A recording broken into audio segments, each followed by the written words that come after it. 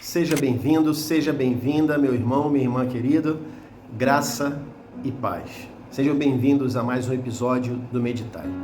Como eu tenho dito anteriormente, nos ajude fazendo a obra de Deus e compartilhando esse trabalho.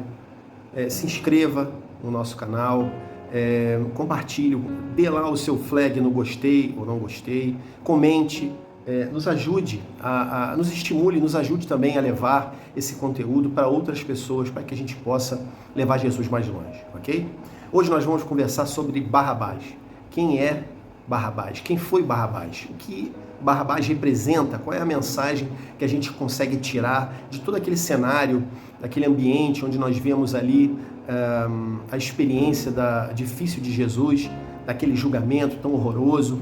Então nós vamos falar um pouquinho sobre isso. Eu espero que você possa ficar bastante atento, prestar atenção, para que nós sejamos juntos edificados. O texto que nós vamos ler está no Evangelho de Lucas, no capítulo 23, a partir do verso 14, diz assim, a palavra de Deus. Lucas 23, 14, está aqui. E lhes disse, Pilatos, apresentaste-me este homem como agitador do povo, mas tendo-o interrogado em vossa presença, não encontrei nenhuma culpa nele dos crimes de que o acusais. Nem tampouco Herodes, pois o tornou a enviar-nos. É claro que nada contra ele se verificou que mereça a pena de morte. Portanto, depois de castigá-lo, o soltarei. E era-lhe necessário soltar-lhes um detento por causa da festa. Mas toda a multidão gritava, fora com este, solta-nos Barrabás. E Barrabás estava na prisão por causa de uma insurreição na cidade e também por um homicídio. Desejando soltar a Jesus, Pilatos ainda insistiu, mas eles gritavam ainda mais, crucifica-o, crucifica-o. Então pela terceira vez lhe perguntou, que crime este cometeu? Nada achei contra ele para condená-lo à morte. Portanto, depois de castigá-lo, o soltarei. Mas eles insistiam com grandes gritos que fosse crucificado. E a gritaria prevaleceu. Então Pilatos decidiu atender o pedido deles. Libertou aquele que estava preso por ocasião da insurreição e homicídio, a quem eles pediam, e entregou Jesus à vontade deles. Essa passagem nós já conhecemos, de um momento muito difícil do ministério do nosso Senhor Jesus. Eles são ali as horas finais, antes dele ser crucificado. Esse episódio, ele antecede o flagelo de Jesus e então a sua ida através, pelo Calvário até o local da cruz. Então já é por volta ali das 7h30 da manhã, ou talvez um pouco, por volta de 7h30 da manhã, talvez, porque isso ocorre muito cedo, e Jesus vai ser crucificado às 9 horas da manhã. Então, considerando ainda o trajeto, a velocidade com que ele vai fazer isso até chegar lá com a cruz. Então consideramos ali que seja por volta das 7h30 da manhã. Mas para entendermos um pouquinho todo esse arranjo, vamos analisar alguns detalhes. Lá em João, no capítulo 18, você pode pegar a sua Bíblia se quiser, ali no verso 28 vai dizer assim, João capítulo 18, verso 28, diz assim, da casa de Caifás levaram Jesus para o pretório. Era de manhã cedo, eles não entraram no pretório para não se contaminarem e poderem comer a Páscoa. Isso aqui acontece um pouquinho antes dessa cena que a gente acabou de ler do julgamento de Jesus. Jesus passa a madrugada, ele é preso na quinta-feira, madrugada ali para sexta, e ele passa aquela madrugada ali naqueles julgamentos todos ali, indo da casa de Anás para a casa de Caifás, o sumo sacerdote, aquele momento das falsas testemunhas, a negação de Pedro, o toque do galo, aquela coisa toda que a gente já conhece. Então chega nesse momento, quando está bem cedinho, como disse a Escritura, eles levam Jesus para Pilatos e o levam para esse lugar chamado pretório. Mas eles não entram ali para não se contaminarem. Isso é a primeira coisa interessante, porque está muito poucas horas da crucificação, como a gente já viu. Então, por volta das 6 horas da manhã, talvez, porque ali começava a amanhecer, a luz do sol volta das 5h30 da manhã, então devia ser em torno das 6 horas da manhã, eles levam Jesus para Pilatos. E o pretório, para que a gente entenda o que é isso, né, ou a casa do pretor, né, era um lugar que ficava junto à fortaleza antonina, que era a moradia de Herodes, de Pilatos, perdão, moradia de Pilatos, que ficava um pouco ali ao sul do templo, próximo, uma região próxima. E havia então esse espaço, né, onde eram feitas essas audiências, a casa do pretor. O pretor, ele era uma espécie de um juiz menor que tinha autoridade para julgar alguns casos de justiça na Roma Antiga.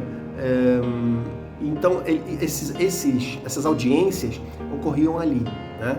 E ali havia um outro lugar chamado Gábara, né? Ali que era Gábata, perdão, uma palavra aramaica que significa pavimento. Era uma espécie de um palco, um local um pouco mais destacado, aonde eram feitas essas, vamos dizer assim, essas apresentações, onde muito provavelmente, né, Jesus foi levado junto, e tem esse episódio de Barrabás, para esse lugar, ou seja, no pretório, ele depois é levado para o Gábata, ou o pavimento, um lugar onde ele vai ser então ali julgado, com o povo ali dizendo, né, fora este, crucifica, essa cena toda acontece ali, tá? Isso é interessante, porque por que eu quis ressaltar esses pontos? Para a gente analisar algumas coisas aqui. É interessante porque os judeus não queriam entrar, não entraram no pretório para não se contaminarem, para poderem aproveitar a festa da Páscoa. E aí a gente vê algumas questões interessantes, né? A gente vê duas falhas aí. Uma falha, logo de cara, é uma falha de consciência, porque eles não consideravam a impureza dos seus corações, além daquela que eles poderiam contrair entrando em qualquer lugar, o mais profano que fosse. Então, na cabeça daqueles homens ali,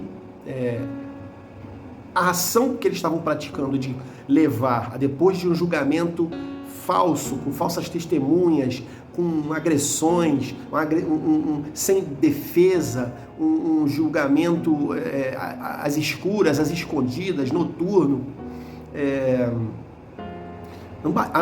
a despeito dessa injustiça, eles não iam entrar ali porque não queriam contaminar-se, tocando em alguma coisa impura num lugar gentílico. Quer dizer, o segundo ponto, né, que o apóstolo Paulo vai dizer assim, Tito, capítulo 1, verso 15, para os impuros e incrédulos nada é puro. Para os impuros e incrédulos nada é puro, porque tanto suas mentes quanto suas consciências estão corrompidas. Então os judeus se preocupavam demais com coisas menores, né, enquanto eles abriam mão, negligenciavam o que era verdadeiramente importante. Então eles esperavam agradar a Deus, desde que não se contaminassem. Isso revelava uma hipocrisia sem limite, né? Mas um outro detalhe curioso aqui pra gente é sobre o pretório, né? Nós falamos que ali, o lugar do julgamento de Jesus, o lugar onde acontece esse embate, né? Onde Jesus é posto de um lado e Barrabás é posto do outro, esse lugar chamado pavimento, o Gábata, esse palco onde Jesus é apresentado como se fosse ali algum tipo de entretenimento, uma coisa muito terrível e horrorosa para a vida do nosso mestre. A palavra pavimento significa literalmente chão, solo, piso. Então, o que isso representa? Aquele lugar onde Jesus estava sendo julgado com Barrabás do outro lado, era o tribunal dos homens, era justamente o pavimento, o lugar que simboliza o nível da humanidade, no seu sentido moral e espiritual. Era ali, o nível do chão. Foi ali onde Jesus foi julgado, né? Foi desse nível que Pilatos ele acolheu o desejo dos judeus de rejeitarem e condenarem à morte o seu Messias. Só para ficar registrado, porque eu acho essas coisas muito interessantes. Essa escritura, ela tem uma riqueza de informações maravilhosa. Mas vamos avançar um pouco. Então, quem era Barrabás, querido? E aí eu quero que você preste atenção agora.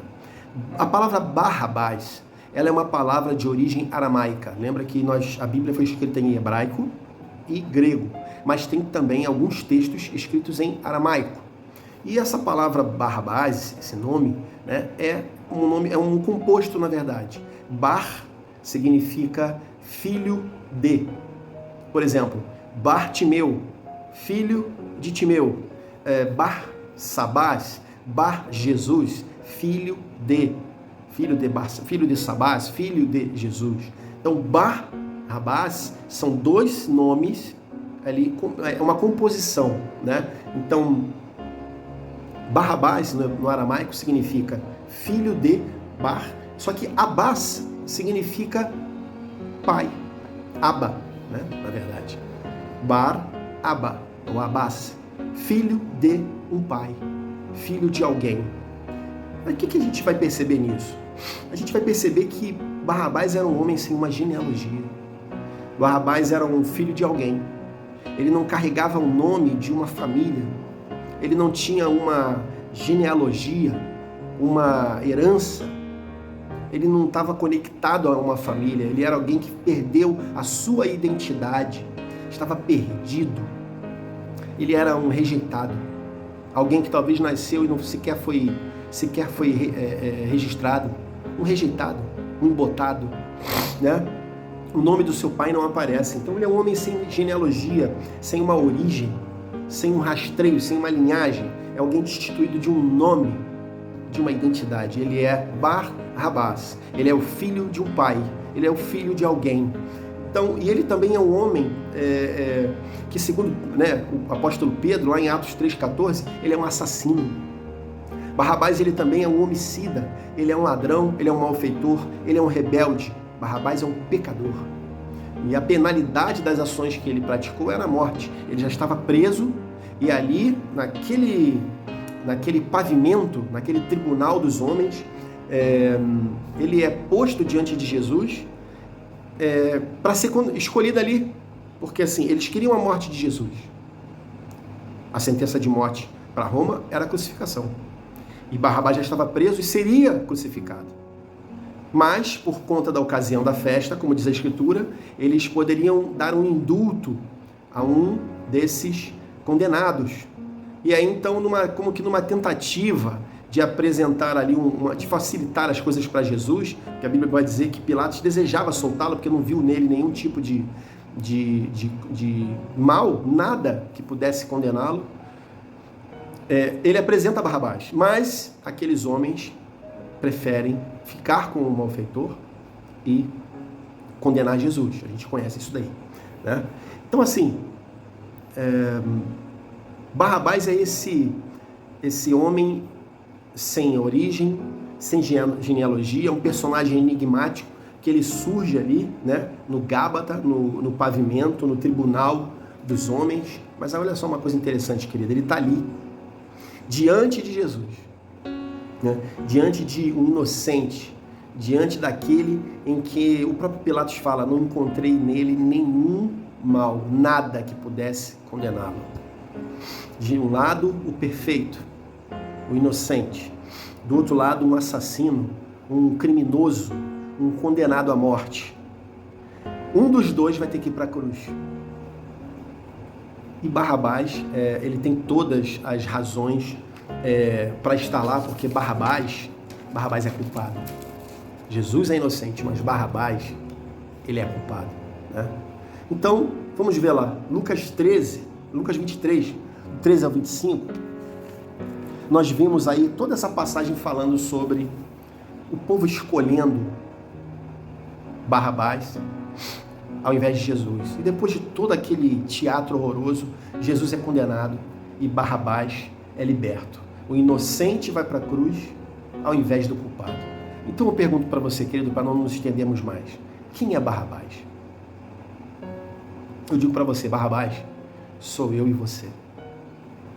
Barrabás, esse rejeitado, esse condenado a morrer, esse pecador, esse rebelde, esse perdido, sem origem, que perdeu a sua genealogia, que perdeu a sua conexão com a sua família, com o seu pai, esse rejeitado, esse embotado, esse condenado à cruz, esse condenado à morte.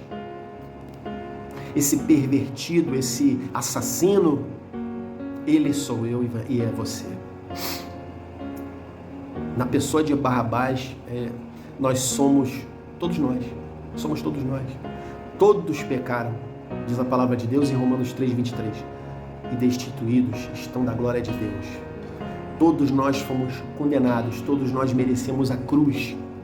Mas então vem Jesus, o Cordeiro puro e inocente, e o Cordeiro de Deus, e toma o lugar de Barrabás. E Barrabás agora está livre. Eu e você fomos liberados e agora estamos livres. Olha o que a palavra de Deus diz, apóstolo Paulo, em Efésios, no capítulo 2, do verso 1 ao 10. Ele diz assim, e vos vivificou, estando vós mortos em ofensas e pecados, em que noutro tempo andastes segundo o curso deste mundo, segundo o príncipe das potestades do ar, do espírito, que agora opera no mundo, nos filhos da desobediência, entre os quais todos nós também antes andávamos nos desejos da nossa carne, fazendo a vontade da carne e dos pensamentos, e éramos por natureza filhos da ira, como os outros também. Mas Deus, que é riquíssimo em misericórdia, pelo seu muito amor com que nos amou, estando nós ainda mortos em nossas ofensas, nos vivificou juntamente com Cristo, pela graça sois salvos, aleluia. E nos ressuscitou juntamente com Ele, e nos fez assentar nos lugares celestiais em Cristo Jesus, para mostrar nos séculos vindouros as abundantes riquezas da sua graça, pela sua benignidade para conosco em Cristo Jesus, porque pela graça sois salvos, aleluias, por meio da fé. Isto não vem de vós, é dom de Deus, não vem de obras para que ninguém se glorie, porque somos feitura sua, criados em Cristo Jesus para as boas obras, as quais Deus preparou para que andássemos nelas. Aleluias! Nós estávamos mortos em pecados e Deus nos vivificou em Cristo. Ele nos deu uma nova vida. Então eu acredito que Deus envolveu o assassino Barrabás naquela cena de crucificação ali para demonstrar o seu amor. A vida de Barrabás foi poupada, foi salva através da morte de Jesus Cristo. Ele foi destinado à morte, justamente como eu e você, querido, que estávamos mortos em pecados e ofensas. A cruz foi feita por ele. Embora a vida de Jesus estivesse disponível, embora a sua vida estivesse disponível pelo sacrifício do Senhor Jesus Cristo, se não tivesse sido obediência até a morte, se Jesus não tivesse obedecido até a morte, queridos, em morte de cruz, como diz a palavra lá em Filipenses 2, no verso 8, Barrabás seria morto naquele dia. Já parou para pensar nisso?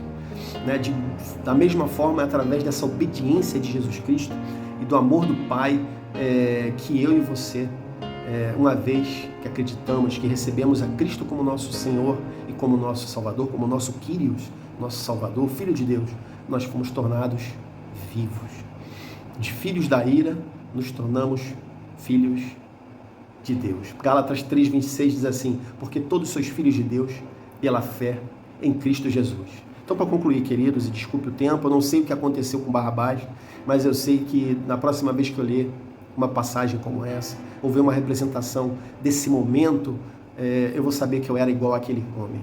Eu era exatamente aquele homem ali, morto em ofensas e pecados, destinado à cruz, e exatamente como ele, eu fui solto e liberto pelo sacrifício de Jesus Cristo, que tomou na cruz não somente a vida de Barrabás, mas também a minha. Deus te abençoe.